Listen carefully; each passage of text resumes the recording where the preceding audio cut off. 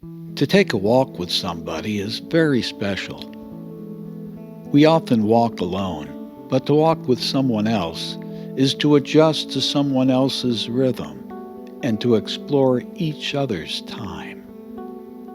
Walking with new friends, old friends, the young or the old, your dog, it's all a journey.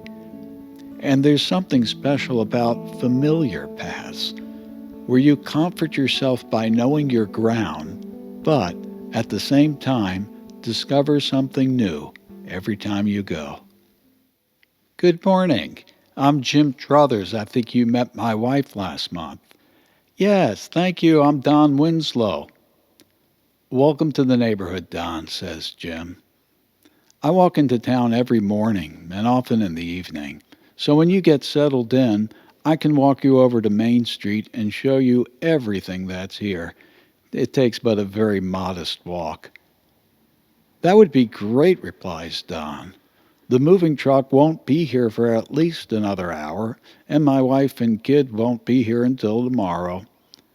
Jim replies, Well, I'm good till 9:30, and I'm walking right now into town. Let's do it. And off they went, just like that. But right off, Don walked fast, like a man trying to get somewhere as a matter of habit. Don had come from New York City, and he walked in hostile environments, blaming and pointing fingers as he ranted. After getting mugged, having their apartment broken into, and seeing the corner store set on fire, he needed to get his family far away from those people. He worked in a competitive environment and came to this small, remote town looking for a moral existence, while he would now mostly work remotely from his home. As Jim tried to match Don's pace, the streets and the ground beneath his feet became unfamiliar. Jim did not translate Don's language, and Jim could not see that which he knew from Don's point of view. Jim lived in this town for 30 years, but he could not see the road or the path from Don's perspective. Language and direction failed, so he had to walk as if he were walking alone.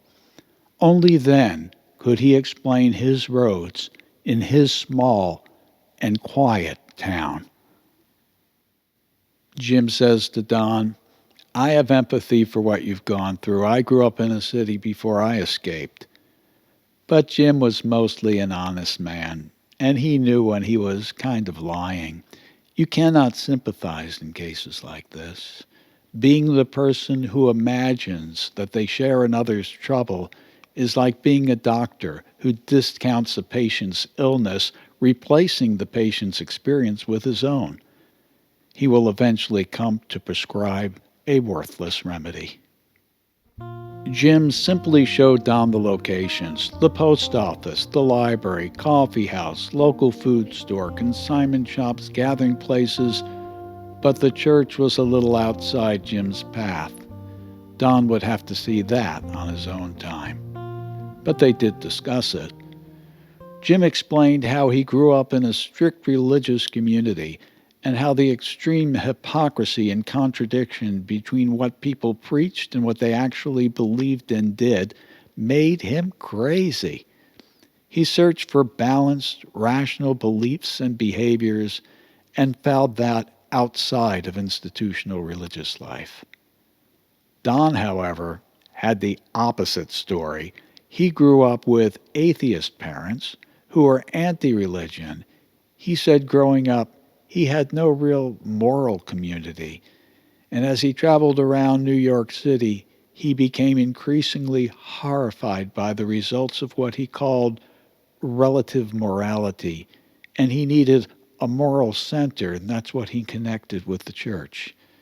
It was there he found good folks who lived their lives in ways he could respect. He was definite that his children would not grow up as he had. Jim's wife was a school teacher. Perhaps she would be more qualified to greet the rest of the family, as she was used to welcoming people to her community every year.